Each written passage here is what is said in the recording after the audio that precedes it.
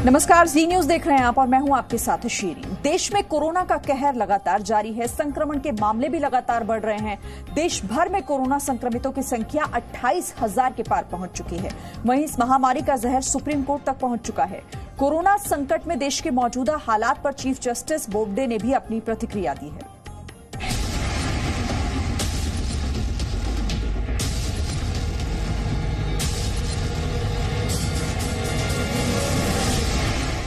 Supreme court तक पहुंचा corona virus का संक्रमण तेजी से पांव पसारता जा रहा है। वायरस ने अब देश की सबसे बड़ी अदालत में कदम रख दिया है। सुप्रीम कोर्ट का एक कर्मचारी कोरोना पॉजिटिव पाया गया है, जिसके बाद कोर्ट के 2 रजिस्ट्रार को होम क्वारंटीन में भेज दिया गया है। वहीं उन लोगों की जानकारी हासिल की जा रही है जिसके संपर्क में संक्रमित कर्मचारी आया था।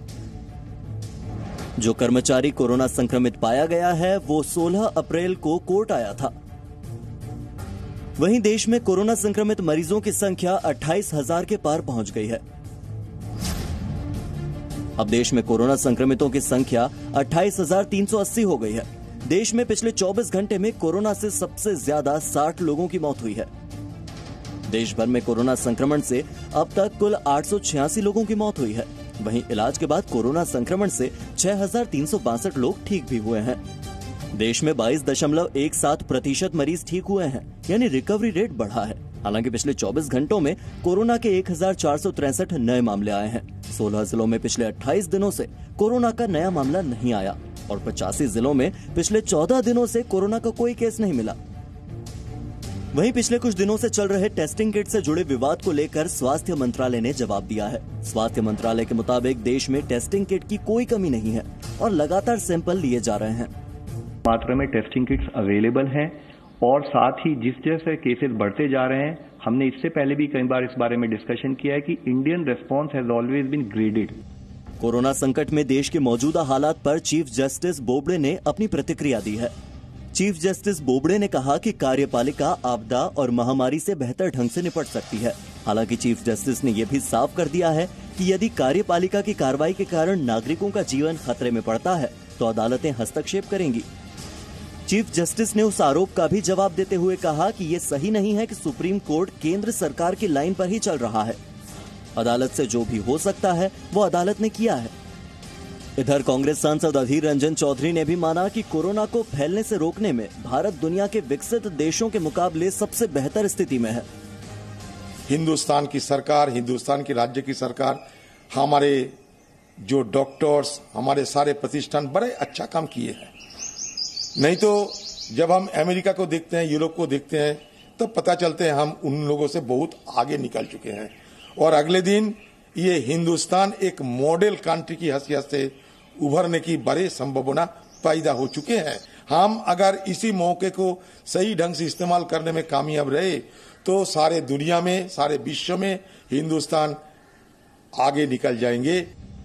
आंकड़े भी यही बताते हैं कि पीएम मोदी ने कोरोना को रोकने में काफी हद तक सफलता पाई है। लॉकडाउन की वजह से कोरोना फैलने की रफ्तार कम हुई है। इसके द्वारा हमारा रिकवरी रेट अब अप्रोक्सीमेटली 20.57% है। यह हम सब लोगों के लिए एक बहुत ही पॉजिटिव न्यूज है। देश में कोरोना संक्रमित लोगों की संख्या लगातार बढ़ तो रही है, लेकिन सरकार के फैसलों से कोरोना के खिलाफ अच्छी खबरें भी सामने आ रही हैं। जैसे 9 राज्य कोरोना मुक्त हो चुके हैं, कोरोना फैलने की रफ्तार धीमी हुई है, रिकवरी रेट में लगातार बढ़ोतरी हो रही है। कई जिले लगातार रेड जोन से निकलकर ऑरेंज और ग्रीन जोन की तरफ बढ़ रहे हैं और ऐसे में कोरोना को पूरी तरह से हराने के लिए बस जरूरत है हमको और आप सबको मिल करके लॉकडाउन के नियमों का पालन करने की। ब्यूरो रिपोर्ट, जी मीडिया। इधर उत्तर प्रदेश में कोरोना संक्रमण का मामला 1,955 के पार पहुंच चुका है। गौतम बुद्ध नगर में 9 दिन बाद कोरोना संक्रमण के मामले की वापसी हुई है। 6 स्वास्थ्यकर्मी समेत 14 लोग संक्रमित मिले हैं। कोटा से लौटे छात्रों से सीएम योगी आज बात करेंगे।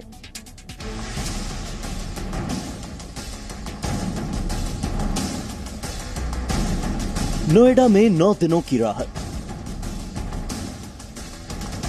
कोरोना महामारी फिर लौटी। 14 नए मामले, 46 हॉटस्पॉट।